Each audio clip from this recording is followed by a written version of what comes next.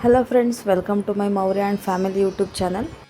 ನೋಡಿ, ನಾವು ಮನೆಗೆ ಬೇಕಾಗಿರೋ ತರಕಾರಿಗಳನ್ನ ಒಂದೊಂದು ಎರಡೆರಡು ಗಿಡಗಳನ್ನ ಹಾಕ್ಕೊಂಡು ನಾವು ಮನೆ ಹತ್ರನೇ ಬೆಳ್ಕೋತೀವಿ. ನೋಡಿ, ಹಾಗಲಕಾಯಿ ಗಿಡ ಹಾಕಿದ್ವಿ. ಹಾಗಲಕಾಯಿ ಗಿಡ ಸುಮಾರು ಒಂದು 1/4 kg ಹಾಗಲಕಾಯಿ ಕೊಟ್ಟಿದೆ. ನೋಡಿ, ಇದರಲ್ಲಿ ಒಂದು ಹಾಗಲಕಾಯಿನ ತೊಗೊಂಡು ನಾವು ಹಾಗಲಕಾಯಿ ಚಟ್ನಿ ಮಾಡ್ತಿದ್ದೀವಿ. ಹೇಗೆ ಮಾಡ್ತಿದ್ದೀವಿ ನೋಡೋಣ ಬನ್ನಿ. ಮೊದಲನೇದಾಗಿ ಸ್ಟವ್ ಅಂಟಿಸ್ಕೊಂಡು ನಾವು ಏನು ಹಾಗಲಕಾಯಿ ಚಟ್ನಿ ಮಾಡ್ಕೋಬೇಕು ಅಂತಿದ್ದೀವೋ ಅದಕ್ಕೆ ಒಂದೇ ಒಂದು ಹಾಗಲಕಾಯಿನ ತೊಗೊಂಡು ಈ ಥರ ಸುಟ್ಕೋಬೇಕು. ಸುಟ್ಟಿದ ಹಾಗಲಕಾಯಿ ಚಟ್ನಿ ಅಂತ ಕರೀತಾರೆ ಇದನ್ನು ಬಾಣಂತಿಯರಿಗೆ ಕೊಡ್ತಾರೆ ಜಾಸ್ತಿ. ಹಾಗಲಕಾಯಿ ಚಟ್ನಿ ಮತ್ತು ಅನ್ನ ಬಾಣಂತಿಯರಿಗೆ ಜಾಸ್ತಿ ಕೊಡ್ತಾರೆ ನಮ್ಮ ಕಡೆ.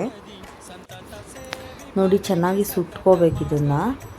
ಇದು ಸ್ಟವ್ಗಿನ್ನ ಒಲೆ ಇದ್ದರೆ ಒಲೆಯಲ್ಲಿ ಸುಟ್ಕೊಂಡ್ರೆ ಸ್ಮೆಲ್ ಸಿಕ್ಕಾಪಟ್ಟೆ ಸಕ್ಕತ್ತಾಗಿರುತ್ತಿದ್ದು. ಇದು ಗ್ಯಾಸಲ್ಲಿ ಸುಡೋದಕ್ಕಿಂತ ಒಲೆಯಲ್ಲಿ ಸುಟ್ಟರೆ ಟೇಸ್ಟು ಕೂಡ ಚೆನ್ನಾಗಿ ಬರುತ್ತೆ. ಇದು ನೋಡಿ, ಪೂರ್ತಿ ಹಾಗಲಕಾಯಿನ ಈ ಥರ ಸುಟ್ಕೋಬೇಕು. ಅದು ಸುಡೋವಾಗ ಸ್ಮೆಲ್ ಗೊತ್ತಾಗುತ್ತೆ ಇದು ಬೆಂದಿದೆ ಅಂತ.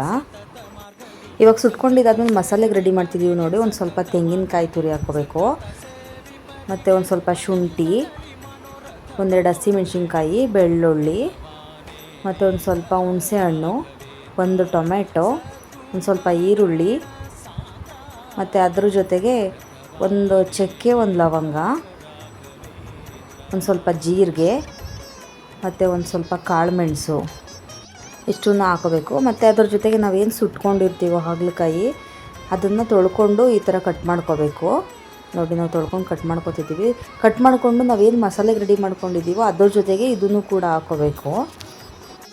ಎಲ್ಲ ಜೊತೇಲಿ ಹಾಕ್ಕೊಂಡು ಇವಾಗ ರುಬ್ತಿದ್ದೀವಿ. ನೋಡಿ, ಈ ಚಟ್ನಿನ ಬಾಣಂತಿಯರಿಗೆ ಕೊಡೋದಾದರೆ ಕೊಬ್ಬರಿ ಹಾಕ್ಬಿಟ್ಟು ಕೊಡಬೇಕು. ತೆಂಗಿನಕಾಯಿ ಹಾಕಿ ಕೊಟ್ಟರೆ ಅದು ಮಗುಗೆ ಹಾಲು ಜೀರ್ಣ ಆಗಲ್ಲ ಅಂತ ಹೇಳ್ತಾರೆ.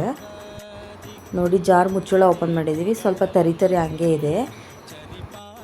ಇದು ಸ್ವಲ್ಪ ತರಿ ಇದ್ರೇ ಚೆನ್ನಾಗಿರುತ್ತೆ ತಿನ್ನೋಕ್ಕೆ. ಮತ್ತು ನೋಡಿ, ಇದ್ರ ಜೊತೆಗೆ ಒಂದು ಸ್ಪೂನ್ ಸಾಂಬಾರು ಪೌಡ್ರ್ ಹಾಕೋತಿದ್ದೀವಿ. ನೀವು ಕ್ವಾಂಟಿಟಿ ಎಷ್ಟು ಬೇಕೋ ಅಷ್ಟು ನೋಡ್ಕೊಂಡು ಮಾಡ್ಕೋಬೋದು. ನನ್ನ ಬಾಣಂತ ಅನ್ನೋ ಟೈಮಲ್ಲಿ ನಾನು ಇದನ್ನು ಜಾಸ್ತಿ ತಿಂತಾಯಿದ್ದೆ. ಇದು ಒಂದು ಸ್ವಲ್ಪನೂ ಕಹಿ ಅನಿಸಲ್ಲ, ಮತ್ತು ಇದನ್ನು ನಾನು ತುಂಬ ಇಷ್ಟಪಟ್ಟು ತಿಂತಾಯಿದ್ದೆ. ನೋಡಿ, ಇವಾಗ ರುಬ್ಕೊಂಡಿದ್ದಾಯಿತು, ಮಸಾಲೆ ರೆಡಿ ಆಗೈತೆ. ಜಾಸ್ತಿ ನುಣ್ಣಗೆ ರುಬ್ಬಿಲ್ಲ, ಸ್ವಲ್ಪ ತರಿನೇ ಇದೆ. ನೋಡಿ, ಇವಾಗ ಸ್ಟವ್ ಮೇಲೆ ಒಂದು ಪಾತ್ರೆ ಇಟ್ಟು ಅದಕ್ಕೆ ಸ್ವಲ್ಪ ಎಣ್ಣೆ ಹಾಕ್ಬಿಟ್ಟು ಸಾಸಿವೆ ಹಾಕ್ಕೋಬೇಕು. ಮತ್ತು ನೋಡಿ, ಸಾಸಿವೆ ಸಿಡಿಬೇಕು. ಸಾಸಿವೆ ಸಿಡಿದ್ಮೇಲೆ ಅದ್ರ ಜೊತೆಗೆ ಒಂದು ಸ್ವಲ್ಪ ಕಟ್ ಮಾಡ್ಕೊಂಡಿರೋ ಈರುಳ್ಳಿ ಹಾಕ್ಕೋಬೇಕು. ಮತ್ತು ಅದ್ರ ಜೊತೆಗೆ ಒಂದು ಸ್ವಲ್ಪ ಕರಿಬೇವು ಸೊಪ್ಪು ಹಾಕ್ಕೋಬೇಕು. ನಾವು ಒಣಗಿರೋ ಕರಿಬೇವು ಹಾಕ್ತಿದ್ದೀವಿ. ನೋಡಿ, ಮತ್ತು ಇದು ಸ್ವಲ್ಪ ಬ್ರೌನ್ ಕಲರ್ ಬರೋವರೆಗೂ ಫ್ರೈ ಮಾಡ್ಕೋಬೇಕು. ಬ್ರೌನ್ ಕಲರ್ ಬಂದಮೇಲೆ ನಾವೇನು ರುಬ್ಕೊಂಡಿದ್ದೀವೋ ಮಸಾಲೆ, ಆ ಮಸಾಲೆನ ಹಾಕ್ಕೋಬೇಕು. ನೋಡಿ, ನಾವು ಚಟ್ನಿ ಮಾಡ್ತಿರೋದ್ರಿಂದ ಸ್ವಲ್ಪ ಗಟ್ಟಿಗೆ ಇದೆ. ಮಸಾಲೆ ಹಾಕ್ಕೋಬೇಕು. ಮಸಾಲೆ ಹಾಕಿದಾದ್ಮೇಲೆ ಇದನ್ನು ನೀಟಾಗಿ ಮಿಕ್ಸ್ ಮಾಡ್ಕೋಬೇಕು. ಏನು ನಾವು ಈರುಳ್ಳಿ ಕರಿಬೇವೆಲ್ಲ ಹಾಕಿದ್ದೀವೋ ಅದೆಲ್ಲ ಫುಲ್ಲು ಮಸಾಲೆಗೆ ಹಿಡಿಯೋ ಥರ ಮಿಕ್ಸ್ ಮಾಡ್ಕೋಬೇಕು. ಮತ್ತು ರುಚಿಗೆ ಎಷ್ಟು ಬೇಕೋ ಅಷ್ಟು ಉಪ್ಪು ಹಾಕ್ಕೊಂಡು ಮಿಕ್ಸ್ ಮಾಡಬೇಕು. ಇವಾಗ ಒಂದು 5ರಿಂದ 6 ನಿಮಿಷ ಇದನ್ನು ಬೇಯಕ್ಕೆ ಬಿಟ್ಟರೆ ಸಾಕು. ನೋಡಿ, ಒಂದು 5 ನಿಮಿಷ ಮುಚ್ಚಳ ಮುಚ್ಚಿ ಬೇಯಿಸ್ತಿದ್ದೀವಿ. ಇವಾಗ 5 ನಿಮಿಷ ಆದಮೇಲೆ ತೆಗೆದಿದ್ದೀವಿ. ನೋಡಿ, ಈ ಥರ ಬಂದಿದೆ. ಟೇಸ್ಟ್ ಮಾತ್ರ ಸಖತ್ತಾಗಿರುತ್ತೆ. ಇದು ಒಂದು ಸಲ ಟ್ರೈ ಮಾಡಿ ನೋಡಿ, ನಿಜವಾಗ್ಲೂ ಚೆನ್ನಾಗಿರುತ್ತೆ ಇದು ಟೇಸ್ಟು.